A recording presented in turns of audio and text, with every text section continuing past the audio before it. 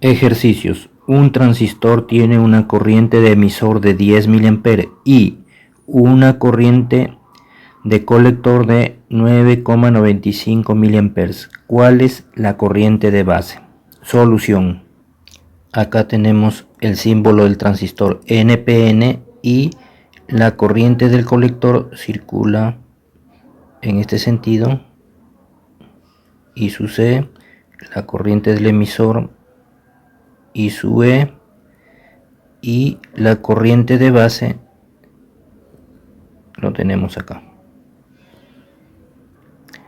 De la relación de corrientes de un transistor se tiene que la corriente del emisor es la que está acá, es igual a la corriente del colector, que lo tenemos circulando por acá, más la corriente de base, que lo tenemos por acá. La corriente del emisor nos dan de dato y son 10 mA. Entonces aquí escribimos 10 mA es igual a la intensidad del colector o corriente de colector, que también nos dan de dato, que lo tenemos aquí, que son 9,95 mA, más la corriente de base. Despejando corriente de base resulta 10 mA menos 9,95 mA. La corriente de base es igual a 0,05 mA. La corriente de base de un transistor siempre se expresa en microampere. Entonces aquí tenemos que 0,05 mA lo expresamos en microamperes, entonces sería intensidad de base es igual a 50 microamperes. Ejercicio 2. La corriente de colector es de 10 mA y la corriente de base es 0,1 mA. ¿Cuál es la ganancia de corriente? Solución. Tenemos el símbolo del transistor NPN. Por esta rama circula la corriente I sub C, que es la del colector. Por esta rama la corriente I sub E, que es corriente del emisor. Y por acá la corriente I sub B, que es la corriente de base. Nos preguntan cuál es la ganancia de corriente. La ganancia de un transistor se representa con beta. Y beta es igual a la intensidad del colector sobre la intensidad de la base. Pero la intensidad del colector nos dan de dato, que son 10 mA.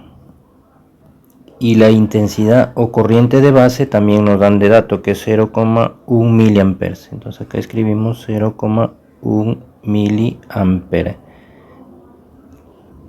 Miliampere del numerador se simplifica con miliampere del denominador.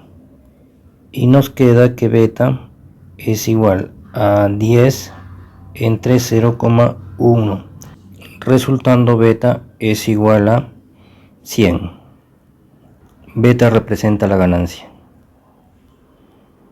del transistor en corriente. Ejercicio 3. Un transistor tiene una ganancia de corriente de 150 y una corriente de base de 30 microamperes. ¿Cuál es la corriente de colector? Solución. Tenemos el símbolo del transistor NPN. Por acá circula la corriente de colector I sub C. Por esta rama la corriente del emisor I sub E. Por esta rama la corriente del emisor I sub E. Y por acá circula la corriente de base I sub E. En un transistor, si tenemos la corriente de colector y lo dividimos entre la corriente de base, esto es igual a la ganancia que se representa con beta. Beta, que es la ganancia, nos dan acá de datos 150. Y es igual a la corriente del colector y la corriente de base nos dan de datos son 30 microamperes. También podemos ver que el beta no tiene unidades, ¿no? El 150 es adimensional. Entonces aquí espejamos que la intensidad del colector es 150 por 30 microamperes. La intensidad del colector es igual, 150 por 30 es 4500 y aquí tenemos microamperes. La intensidad del colector es igual a 4,5 miliamperes. La intensidad del colector y la del emisor siempre se expresa en milis y la intensidad de la base en microamperes. 4,5 miliamperes es la corriente del colector. Si la corriente de colector es 100 miliamperes y la ganancia de corriente es 65, ¿cuál es la corriente de emisor? Solución.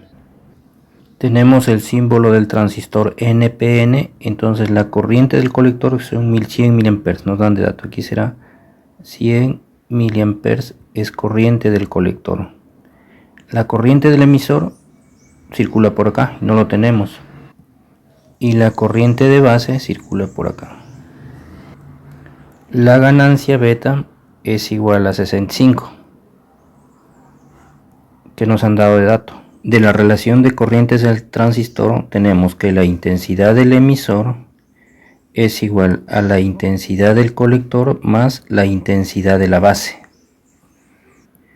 También que beta es igual a la intensidad del colector entre la intensidad de la base.